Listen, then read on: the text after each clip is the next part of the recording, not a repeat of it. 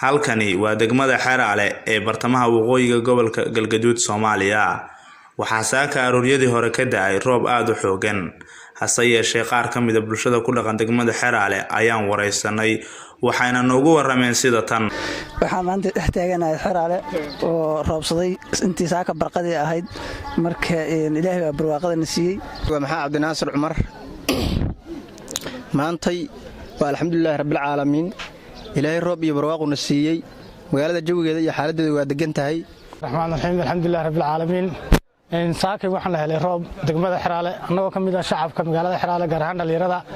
saaka roob fiican baan helay alxamdulillaah rabbil caalamiin waa ka biyo dhigay jawiga magaalada uu degan yahay degmadu aad u fiican tahay roob fiican baan helay barwaaqaysanay ma sha Allah maanta jawigu waa jawi degan farxad iyo barwaaqo iyo bashbash iyo roob iyo nabco ma sha Allah maanta waxa noo daay ama degmada Xeraale ku daay roob aad iyo aad lagu dirsaday kaasoo magaalada qaybaheeda kala duwan ku daay bismillaahir rahmaanir rahiim magacayga waa Cabdikariin Xasan Axmed oo jooga degmada Xeraale waxaan u sheegayaa dadweynaha ku nool nawaaxiga Galmudug in maanta degmada Xeraale roob badan oo barwaaqaysan ka dhacay baawurta oo aad iyo aad kulay waa rahmaanir rahiim magacayga waa Maxamed Daawo Cismaan maanta waxaan joogaa degmada Xeraale maanta socodka gaadiidka iyo goobaha waxbarashada iyo goobaha caafimaadka dhammaan jawiga magaalada degan yahay Abdullaahi Taaliil maanta jawiga hore ka macaan yahay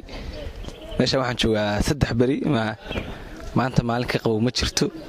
roobkii xaraada waran raxmadda rabbi aad daaday jawigu waa macaan yahay hawada macaan tahay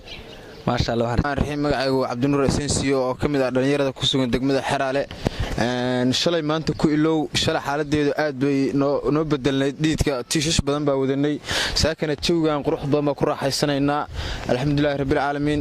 anoo Faysal Daahir Saaqa saaka waxaan qabtay abaari markay ahayd 4 saac